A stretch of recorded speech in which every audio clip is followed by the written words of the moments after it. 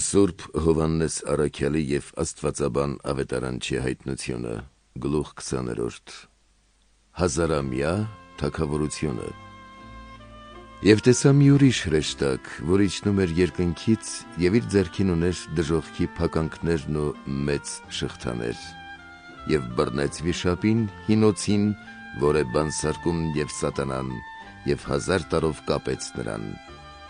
Նրան գցեց դժոխքի անդունդների մեջ և փակեց ու կնիկ դրեց նրա վրա, որպեսզի այլևս երբեք չմոլորեցնի ազգերին, մինչև որ լրանա 1000 տարին,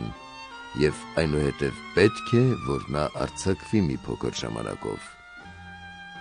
Տեսա նաև գահեր նստեցին դրանց վրա, և նրանց իշխանություն տրվեց դատելու և ընտրելու այն հոգիներին, որոնք Հիսուսին և Աստծո խոսքին իրենց տված վկայության համար չարչարվել էին։ Նաև նրանց հոգիներին, որոնք չերկրպագեցին գազանին և չստացան նրա դրոշմը իրենց ճակատների, ոչ էլ իրենց աջ ձեռքի վրա, և նրանք նորից կյանք ստացան ու թագավորեցին Քրիստոսի հետ 1000 տարի։ Եվ սրանից հետո մեռելներից ոչ ոք չկենդանացավ, մինչև կլրանար 1000 տարին։ Այս է մեռելների առաջին հարությունը։ Երանի է այն սրբերին, որոնք բաժին ունեն առաջին հարության մեջ։ Սրանց վրա երկրորդ մահը իշխանություն չունի։ Նրանք պիտի լինեն քահանաներ Աստծու և Տեր Հիսուս Քրիստոսի, և նրա հետ պիտի թագավորեն 1000 տարի։ Սատանայի պարտությունը։ 1000 տարի հետո հրեշտակը պիտի արձակի սատանային և պիտի հանի բանտից, և սա պիտի ելնի ու պիտի մոլորեցնի բոլոր ազգերին երկրի 4 կողմերում։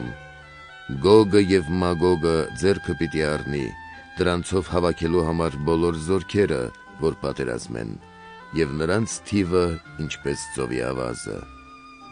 Նրանք պիտի դուրս գան երկրի ամբողջ լայնքով և պիտի շրջապատեն սրբերի բանակներն ու սիրելի քաղաքը, և երկնքից Աստծու մոտից կրակ պիտի իջնի ու պիտի լափի նրանց ու նրանց զորագլխին սատանային, որ մոլորեցրեց նրանց։ Նա նրանց պիտի գցի կրակի և ծծմբի ծովի մեջ, որ գտնվում էին գազանը և սոթ մարգարեն, և նրանք պիտի չարչարվեն զոր ու գիշեր։ Տեսա նաև մի մեծ սպիտակ գահ և նրան, ով նստել էր դրա վրա։ Նրա ներկայությունից երկինք ու երկիր երկյուղ կրեցին ու փախան, և նրանց համար տեղ չգտնվեց։ Եվ տեսա մեռելներ, մեծ ու փոքր, որոնք կանգնել էին գահի առաջ, և բաց արվեցին գրքեր, բացվեց նաև մի այլ գիրք, կյանքի գիրքը, և մեռելները դատվեցին ըստ գրվածքների իրենց գործերի համաձայն։ Ծովը տվեց իր մեռելներին, մահն ու դժոխքն էլ իրենց մեռելներին, և յուրաքանչյուրը դատվեց ըստ իր գործերի։ Մահը և դժոխքը նետվեցին կրակե լճի մեջ, և նա, որի անունը կյանքի գրքում գրված չգտնվեց, գցվեց կրակե լճի մեջ։